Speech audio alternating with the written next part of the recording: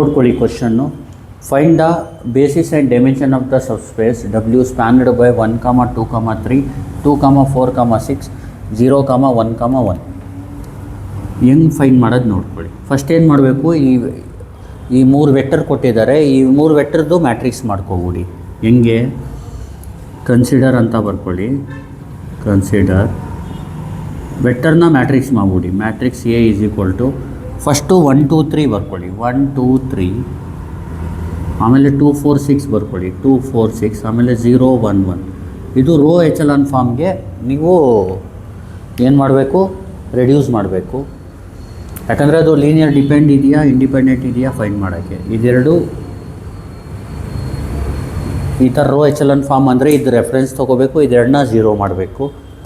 ಇದು ಆಲ್ರೆಡಿ 0 ಇರೋದ್ರಿಂದ ಗೊತ್ತಾಗ್ತಿದೆಯಲ್ವಾ, ಇದನ್ನ ಮಾತ್ರ 0 ಮಾಡಬೇಕು. ಗೊತ್ತಾಗ್ತಿಲ್ಲ ರೆಫರೆನ್ಸು. ಇಲ್ಲಿ ನೋಡಿ 2ನ 0 ಮಾಡೋದು ಯಾವ ಥರ, R2 ರೀಪ್ಲೇಸ್ ಬೈ R2 ಬರ್ಕೊಳ್ಳಿ. +2 ಇದ್ದರೆ -2, ಆಮೇಲೆ ರೆಫರೆನ್ಸ್ 1 ಇದೆ ಅದಕ್ಕೆ R1. ಅರ್ಥ ಆಗ್ತಿದೆಯಲ್ವಾ. ಅಂದರೆ ಫಸ್ಟ್ ರೋಲಿ ಫಸ್ಟು ನೋಡಿ ರೆಫರೆನ್ಸ್ 1 ಇದೆ, ಇದನ್ನ 2ನ 0 ಮಾಡೋದು ಯಾವ ಥರ ಅಂದರೆ 2 ಯಾವ ರೋಲ್ ಇದೆ R2 ರೀಪ್ಲೇಸ್ ಬೈ R2 ಬರೆದ್ಬಿಟ್ಟು +2 ಬದಲು -2 ಬರೆದ್ಬಿಡಿ. ರೆಫರೆನ್ಸ್ ಯಾವ ರೋಲ್ ಇರೋದು R1, R2 replace by R2 - 2 R1 ಆಗುತ್ತೆ. ಇಲ್ಲೇನು ಮಾಡಿ ಮ್ಯಾಟ್ರಿಕ್ಸ್ ಎ ಈಕ್ವಲೆಂಟ್ ಟು ಅಂತ ಬರೆದು ಇಲ್ಲಿ ಸೆಕೆಂಡ್ ರೋ ಮಾತ್ರ ರೀಪ್ಲೇಸ್ ಮಾಡ್ತಾ ಇದ್ದೀವಿ. ಫಸ್ಟ್ ರೋ ಮತ್ತು ಥರ್ಡ್ ರೋನ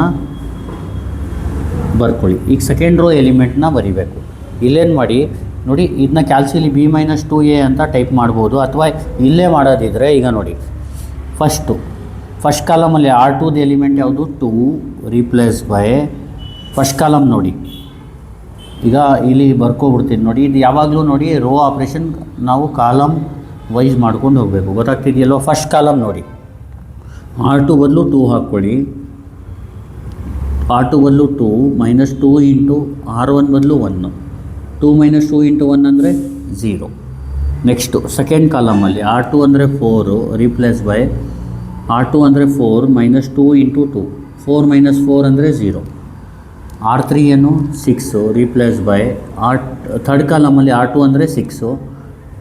ಥರ್ಡ್ ಕಾಲಮಲ್ಲಿ R2 ಅಂದರೆ 6 - 2 ಇಂಟು ಥರ್ಡ್ ಕಾಲಮಲ್ಲಿ R1 ಅಂದರೆ 3.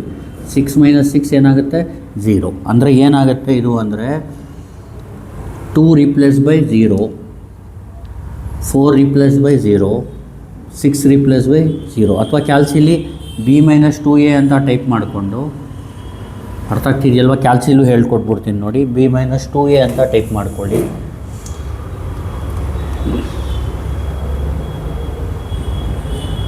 ನೋಡಿ ಆಲ್ಫಾ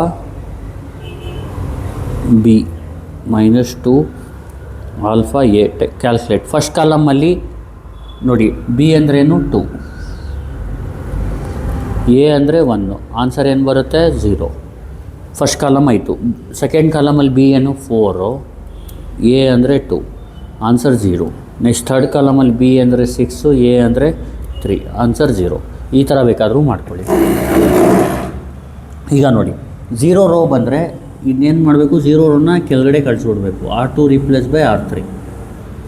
ಈಗ ನೋಡಿ ಮ್ಯಾಟ್ರಿಕ್ಸ್ ಎ ಈಕ್ವಲೆಂಟ್ ಟು 1, 2, 3, 0, 1, 1, 0, 0, 0.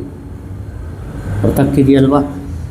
ಇಲ್ಲಿ ನೋಡಿ ಏನು ಆನ್ಸರ್ ಬಂದಿದೆ. ಈಗ ಇದು ಮ್ಯಾಟ್ರಿಕ್ಸ್ ಎ ಈಗ ವೆಕ್ಟರ್ಸ್ ಕೊಟ್ಟಿದ್ದಾರಲ್ಲ, ಇದನ್ನ ರಬ್ ಮಾಡಿಬಿಡ್ತೀನಿ. ಇಲ್ಲಿ ಸೆಂಟೆನ್ಸ್ ಬರ್ಬಿಡಿ. The row echelon form of the row echelon form of matrix A has 2 non-zero rows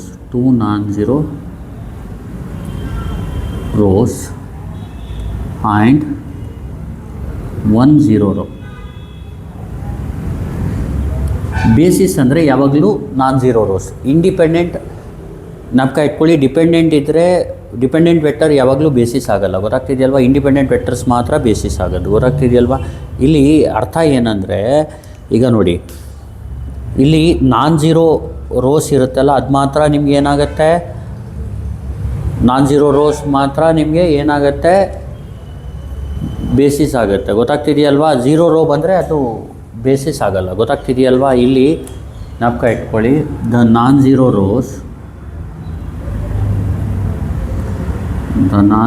rose forms the basis of the subspace W.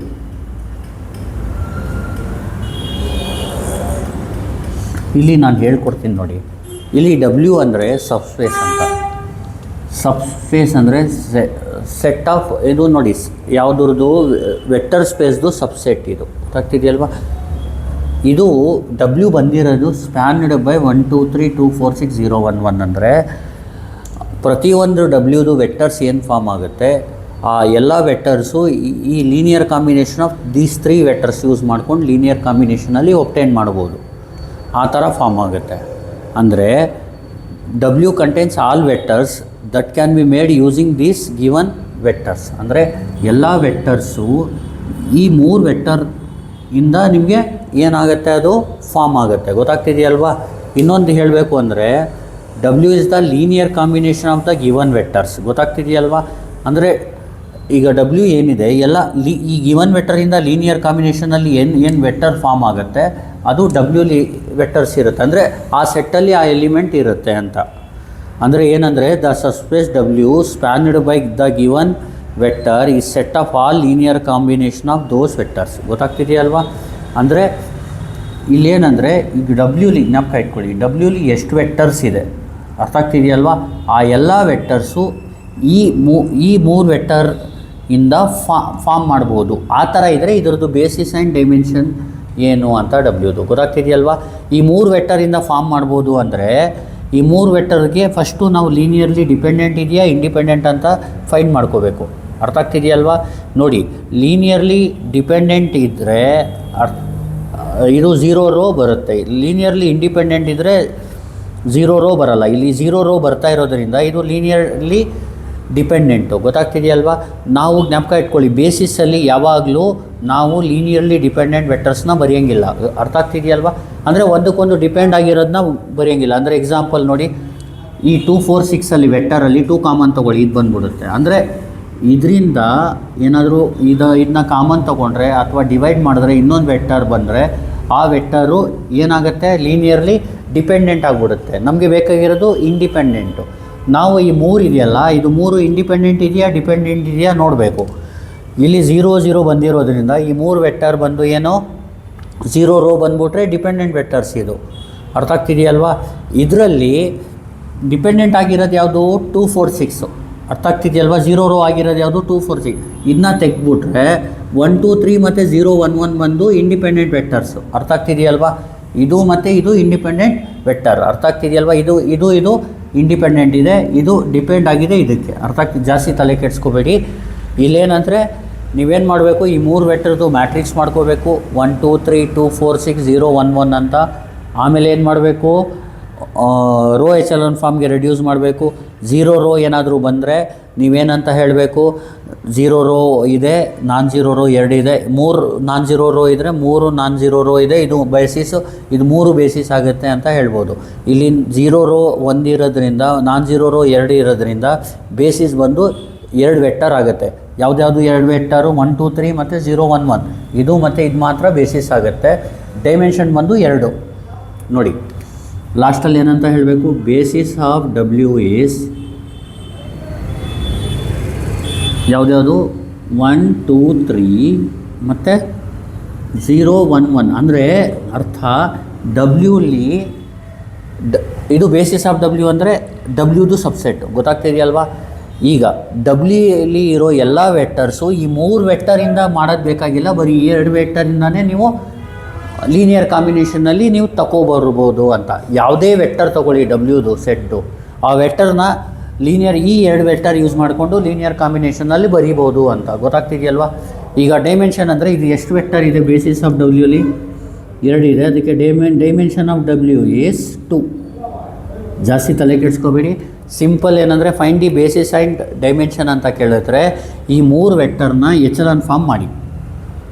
ಅರ್ಥ ಆಗ್ತಿದೆಯಲ್ವಾ? ಇದೇನಾದರೂ 0 ರೋ ಬಂದರೆ ಇದೆರಡು ವೆಕ್ಟರ್ನ ನೀವು ಬೇಸಿಸ್ ಅಂತ ಹೇಳಿ. ಇದು 0 ರೋ ಬಂದಿಲ್ಲ ಅಂದರೆ 3 ವೆಕ್ಟರ್ನೂ ಬೇಸಿಸ್ ಅಂತ ಹೇಳಿ. ಡೈಮೆನ್ಷನ್ ಏನು ಎಷ್ಟಂದರೆ ನಂಬರ್ ಆಫ್ ನಾನ್ ಜೀರೋ ರೋಸ್ನ ಡೈಮೆನ್ಷನ್ ಅಂದ್ಬಿಡಿ ಅಷ್ಟೇ. ಅಲ್ಲಾಂದರೆ ಇಲ್ಲಿ ಎಷ್ಟು ವೆಕ್ಟರ್ಸ್ ಇದೆ ಈ ಸೆಟ್ಟಲ್ಲಿ ಬೇಸಿಸ್ ಆಫ್ ಡಬ್ಲ್ಯೂಲಿ 2 ಇದೆ, ಅದಕ್ಕೆ 2ನ ನೀವು ಡೈಮೆನ್ಷನ್ ಅಂತ ಹೇಳ್ಬೋದು ಅಷ್ಟೇ. ಗೊತ್ತಾಗ್ತಿದೆಯಲ್ವಾ? ಇದನ್ನ ಇನ್ನೊಂದು ಸತಿ ಹೇಳ್ಬಿಡ್ತೀನಿ ನೋಡಿ. Find the basis and dimension of the subset W spanned by 1 2 3 2 4 6 0 1 1 ಅಂದರೆ ಕನ್ಸಿಡರ್ ಮ್ಯಾಟ್ರಿಕ್ಸ್. ಇದನ್ನ ಮ್ಯಾಟ್ರಿಕ್ಸ್ ಫಾರ್ಮಲ್ಲಿ ಬರ್ಕೊಳ್ಳಿ. 1 2 3 2 4 6 0 1 1. ಫಸ್ಟು ಇದನ್ನ ರೆಫರೆನ್ಸ್ ತೊಗೊಂಡು ಇದೆರಡನ್ನ 0 ಮಾಡಬೇಕು. R2 replace by R2 - 2 R1. R2 replace ಮಾಡ್ತಿರೋದ್ರಿಂದ R1 ಸೇಮ್ ಬರ್ಕೊಳ್ಳಿ. R3 ಇದು ಯಾಕೆ 0 ಮಾಡಲ್ಲ ಅಂದರೆ ಆಲ್ರೆಡಿ 0 ಇದೆ. ಇದನ್ನ ನೀವು ಮಾಡಿದಾಗ ರೋ ಆಪ್ರೇಷನ್ನು ಇದು 3 ಎಲಿಮೆಂಟು 0 ಆಗುತ್ತೆ. 0 ರೋನ ಕೆಳಗಡೆ ಕಳಿಸ್ಬಿಡಿ, ಇದನ್ನ ಮೇಲ್ಗಡೆ. ಇದು ನೋಡಿ, ಇದ್ರ ಕೆಳಗಡೆ 0 ಮಾಡಬೇಕು ರೋ ಎಚೆಲಾನ್ ಫಾರ್ಮಲ್ಲಿ. ಆಲ್ರೆಡಿ 0 ಇರೋದ್ರಿಂದ ಇಲ್ಲಿಗೆ ಸ್ಟಾಪ್ ಮಾಡಬೇಕು. ಇಲ್ಲಿ ಏನು number of non zero rows 2 ಇದೆ, 0 ರೋ 1 ಇದೆ ಅಂತ ಹೇಳ್ಬಿಡಿ. The row echelon form of A has 2 non zero row 1 0 row. The non zero row ಬಂದು ರೆಪ್ರೆಸೆಂಟ್ ಮಾಡೋದು ಬೇಸಿಸ್ ಅಂತ. Therefore basis of W is ಯಾವುದಿದೆ 1 2 3 ಮತ್ತು 0 1 1 ಅಂತ ಬರೀರಿ. Dimension of W is 2. ಗೊತ್ತಾಗ್ತಿದೆಯಲ್ವಾ? Thank you. ಬೇಕಿದ್ರೆ ಇದೆರಡು ಹೇಳ್ಬೋದು, ಬೇಸಿಸ್ಸು ಇದೆರಡು ಫಾರ್ಮ್ ಆಗುತ್ತೆ. ಯಾವಾಗ ಇದು ಫಸ್ಟ್ ಇದ್ದರೆ ಇದು ಸೆಕೆಂಡ್ ಇದ್ದರೆ ಆ ಥರ. ಇದರಿಂದ ಆಗುತ್ತೆ ಅಂತಲ್ಲ, ಡಿಪೆಂಡೆಂಟ್ ಇದ್ದರೆ ಇದೆರಡರ ಬದಲು ಒಂದಿರಬೇಕು, ಇದು ಮತ್ತು ಇದರಲ್ಲಿ ಒಂದಿರಬೇಕು ಅಂತ. ಇದು ಆಗುತ್ತೆ. ಅರ್ಥ ಆಗ್ತಿದೆಯಲ್ವಾ? ಈಗ ಅರ್ಜೆಂಟ್ಗೆ ನಾನು ಹೆಂಗೆ ಮಾಡಿದ್ದೀನಿ ಹಂಗೆ ಮಾಡಿ. ಗೊತ್ತಾಗ್ತಿದೆಯಲ್ವಾ? Thank you. Please like, share and subscribe. ನೋಡಿ, ಈ ಥರ ಕ್ವಶನ್ ಕೇಳಿದ್ರೆ ಈ ಥರ ಆನ್ಸರ್ ಬರೀಬೇಕು. ಬೇರೆದೆಲ್ಲ ಎಕ್ಸ್ಪ್ಲನೇಷನ್ ಬಗ್ಗೆ ತಲೆ ಕೆಡಿಸ್ಕೋಬೇಡಿ. ಎಲ್ಲ ಹೋಗ್ತಾ ಎಲ್ಲ ಅರ್ಥ ಆಗ್ಬಿಡುತ್ತೆ.